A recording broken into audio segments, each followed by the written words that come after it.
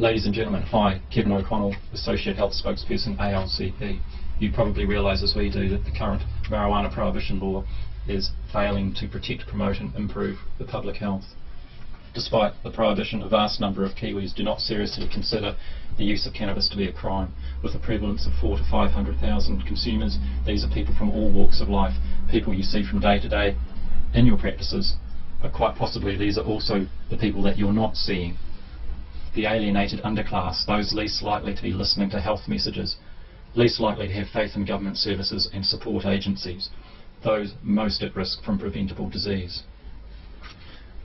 Criminalisation is a very poor health service indeed.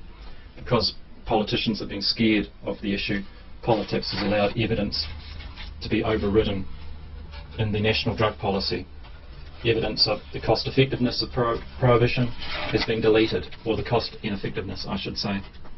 As a result, New Zealand has an increasingly outmoded, damaging and dishonest implementation of harm minimisation. Failure to measure criminalisation harms ill serves us all and endangers those most vulnerable. Many of you will be aware that there are bona fide medicinal applications of cannabinoids for pain relief, muscle spasms, rheumatoid arthritis, multiple sclerosis, for suppressing nausea, for appetite stimulation, cancer treatment relief, phantom limb pain, the list goes on. And it's interesting too to note that the US federal government holds patents on cannabis as a neuroprotectant, while at the same time denying medical validity of cannabis. In fact, the medical efficacy of cannabis justifies its legalisation, not its criminalisation. Although the ill treatment of medicinal cannabis consumers is probably the most inhumane aspect of current law enforcement, ALCP is concerned at the whole range of harms, costs and social damage occurring because of the prohibition. The black market, racially loaded arrests and imprisonment, and the general uncontrolled availability of herb and impaired health promotion. It's a particular concern to see so many young people with little or no trust in the alcohol and other drug education, double standards and inconsistent rules which are supposed to be protecting them. James Webster is one tragic example of the misinformation and peer pressure. But there are hundreds of thousands of other binge drinkers at high risk too, from the hypocrisy of New Zealand's harm prevention framework, and tens of thousands of other young New Zealanders drawn into tobacco, cannabis or chronic use, but behind your backs. This has to change. Politicians are failing all of us by failing to resolve the double standards. Their own select committee 13 years ago pointed out that the double standards are an impediment to effective anti-drug education. The dope grower goes to jail while the violent drug liquor is advertised on television and sponsors the All Blacks. R18 for tobacco, but apparently only for the person who is buying it. Hypocrisy rules in New Zealand. The 1986 Ottawa Charter that you'll be familiar with requires identification and removal of obstacles to health promotion in non-health sectors.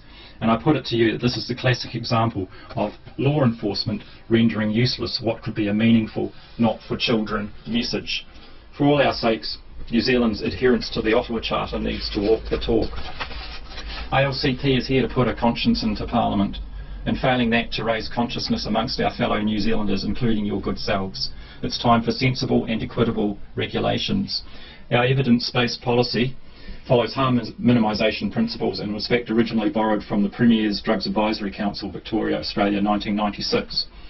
Notably recommended a 5-plant adults home-grow model for cannabis and expungement of convictions, amongst other things. ALCP policy specifies strictly adults-only R18 regulation, which includes de-glamorisation and enabling credible education about real risks. It also provides health support or counselling for those who run into problems with their cannabis use. For example, also we can implement user-friendly quit programs such as those currently available for tobacco smoking. Our policy provides for home-grown medicinal cannabis, as well as prescribed therapeutic cannabis and cannabinoid preparations and pills, Marinol, Drobanol, and there's exciting potential here for helping and treating and curing patients. Legalising will also promote safer use, harm reduction, smoke-free modes such as vaporisation and mouth sprays. Importantly, the black market gateway to hard drugs is also substantially closed by bringing the widespread cannabis use within rule of law. ALCP policy promotes and enables cannabis hemp cropping for an organic and pollution-free environment. There are brilliant uses such as biofuel and hempcrete, which could be the future of New Zealand, embracing the concept of clean and green natural order. Our policy will put THC-free cannabis hemp seed on the menu. The seed is nature's most nutritious food source, complete and balanced, providing essential fatty acids, omega-3, 6 and 9, plus vitamins and minerals.